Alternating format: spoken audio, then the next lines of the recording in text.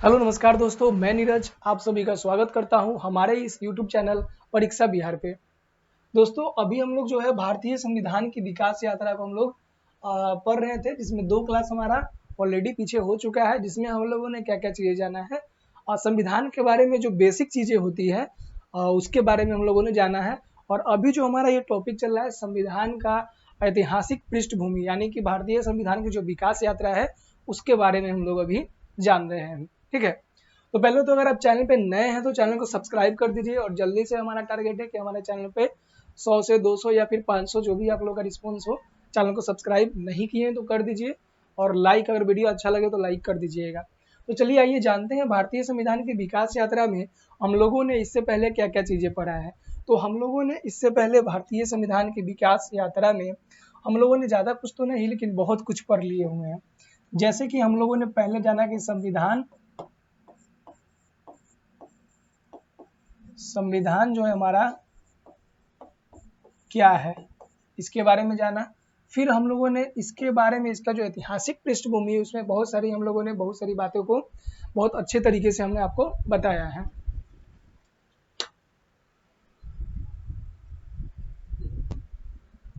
ठीक है, और जो संविधान क्या होता है वो हम लोगों ने जाना था। फिर हम लोगों ने संविधान के बारे में, हम लोगों को पता है कि संविधान क्या होता है, पिछले क्लास में जिसको नहीं पता वो आप लोग देख सकते हैं। उसके बाद हम लोगों ने जाना था जो हमारा सबसे पहला 1773 का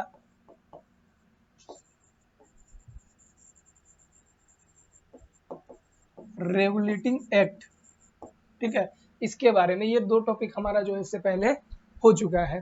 ठीक है, 2 क्लास में हम लोग, एक में हम लोग जाने थे संविधान का जो बेसिक होता है उसके बारे में जाने थे और दूसरा में हम लोग 1773 का जो रेगुलेटिंग एक्ट है, जो रेगुलेट करने के लिए आया था, उसके बारे में जाने थे।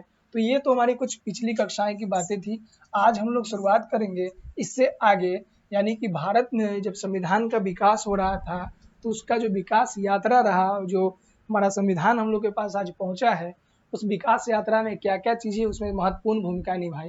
तो पहले तो 1773 का रेगुलेटिंग एक्ट बहुत इंपॉर्टेंट है, क्योंकि इससे क्वेश्चन हर एक एग्जाम में हमारे बिहार के पॉइंट ऑफ व्यू से, बिहार एएसआई में भी इससे रेगुलेटिंग एक्ट से क्वेश्चन रहता है। तो हमने बहुत ही डिटेल में बताया आपको रेगुलेटिंग एक्ट के बारे में।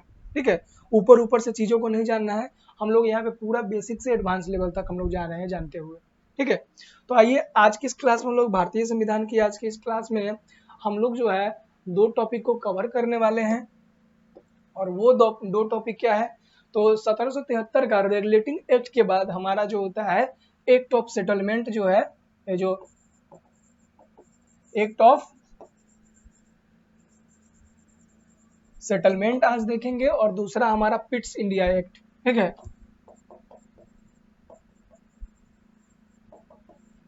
पिट्स इंडिया एक्ट, ये इन दो चीजों के बारे में आज हम लोग जानेंगे। ठीक है, तो पहला हम लोग देखते हैं जो एक्ट ऑफ सेटलमेंट। ठीक है, एक्ट ऑफ सेटलमेंट, सेटलमेंट से आपके माइंड में क्या आ रहा है? जो कोई कुछ लड़के होंगे जो बाहर में अपने घर से रहकर पढ़ाई किए होंगे तो वो जानते होंगे, जब उनके जो दोस्त होते थे, जैसे हम लोग भी पढ़ते थे तो हमारा दोस्त कोई फोन करता था, जब हम लोग 10th में 11th में जाते, जब कुछ लड़ाई उड़ाई किसी से हो जाता था तो आप अगर मेरे जानकार से उसे लड़ाई हुआ है तो हमको फोन करता कि अरे तुम्हारा वो जानकार वाला है, उससे हमें लड़ाई हो गया है, तो उसे क्या करना है, आके सेटलमेंट करवा दो। ठीक है, सेटलमेंट में क्या हुआ, सेटलमेंट में आके सेटलमेंट करवा दो। तो हमें क्या कहा जा रहा है, जब उसने गलती की तभी तो सेटलमेंट करने जा रहा है, जब उसने गलती की तभी सेटलमेंट करने जा रहा है। तो जो इससे पहले जो एक एक्ट आया था, हम लोग पीछे चलना पड़ेगा थोड़ा, इससे पहले एक जो एक्ट आया था हम बताए थे 1773 का, क्या हुआ था, रेगुलेटिंग एक्ट। रेगुलेटिंग एक्ट 1773 का जो रेगुलेटिंग एक्ट जो आया था, तो इस रेगुलेटिंग एक्ट में बहुत सारी चीजें क्लियर नहीं थी। ठीक है, इस 1773 के रेगुलेटिंग एक्ट में बहुत सारे चीजें स्पष्ट नहीं थी, क्लियर नहीं थी, और कुछ गलतियां भी थी। उन गलतियों को स्पष्ट करने के लिए, उन गलतियों को सुधारने के लिए उसके 1773 के बाद 84, यानी लगभग कितने सालों का समय मिला, 73 हो गया, इधर 73 7 और इधर कितना हुआ, एक 8 साल का जो गैप हुआ। तो ये 8 साल के बाद एक एक्ट आता है जिसका नाम होता है एक्ट ऑफ सेटलमेंट। ठीक है, तो 1773 की रेगुलेटिंग एक्ट की गलतियां, खामियां को सुधारने के लिए एक एक्ट पारित किया जाता है ब्रिटिश संसद के द्वारा, और वो एक्ट जो है हमारा एक्ट ऑफ सेटलमेंट 1781 के नाम से जाना जाता है। तो पहले हम लोग देखेंगे एक्ट ऑफ सेटलमेंट और उसके बाद ईस्ट इंडिया एक्ट के बारे में हम लोग जानेंगे। आइए देखते हैं हम लोग।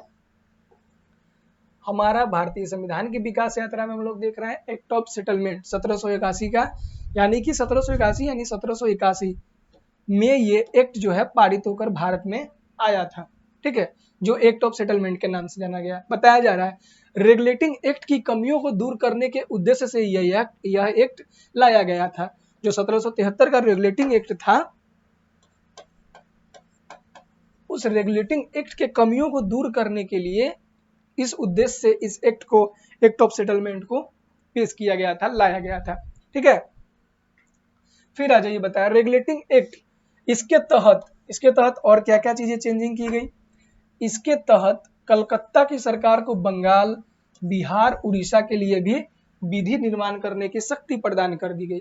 हमें पता है 1773 में क्या पता हुआ कि कलकत्ता में एक क्या होता है, एक सुप्रीम कोर्ट की स्थापना होती है ना। 1773 का रेगुलेटिंग एक्ट में हम लोगों ने पढ़ा है।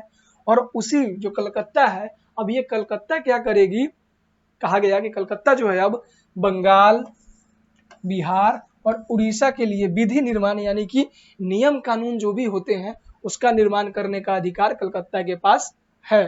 ठीक है, और इससे पहले क्या कहा गया था, एक्ट ऑफ 1773 का रेगुलेटिंग एक्ट में क्या कहा गया था कि बंगाल, बिहार, उड़ीसा जो है किसके अधीन आ जाएंगे, बंगाल, बिहार, उड़ीसा, मद्रास, ये सभी कलकत्ता के अधीन आ जाएंगे। ठीक है, तो बंगाल, बिहार और उड़ीसा जो है ये इनके लिए जो विधि का निर्माण कलकत्ता कर सकती है। ठीक है, दूसरा, इस अधिनियम का प्रमुख प्रावधान गवर्नर जनरल की परिषद तथा सर्वोच्च न्यायालय के बीच में संबंधों को सीमांकन करना था।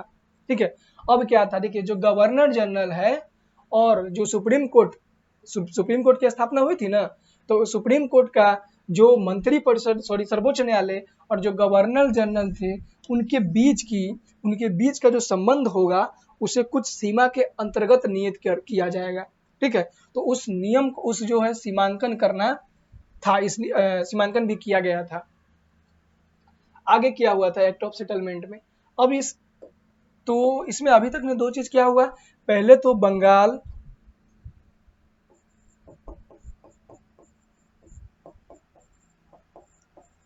बिहार और उड़ीसा के लिए विधि निर्माण करेगा। कौन करेगा, तो इसके लिए जो विधि निर्माण करेगा ये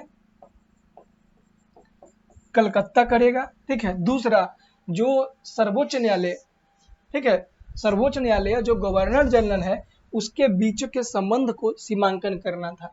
तीसरा इसका उद्देश्य क्या था, इस अधिनियम द्वारा सर्वोच्च न्यायालय पर यह रोक लगा दी गई कि वह कंपनी के कर्मचारियों के विरुद्ध कार्रवाई नहीं कर सकता।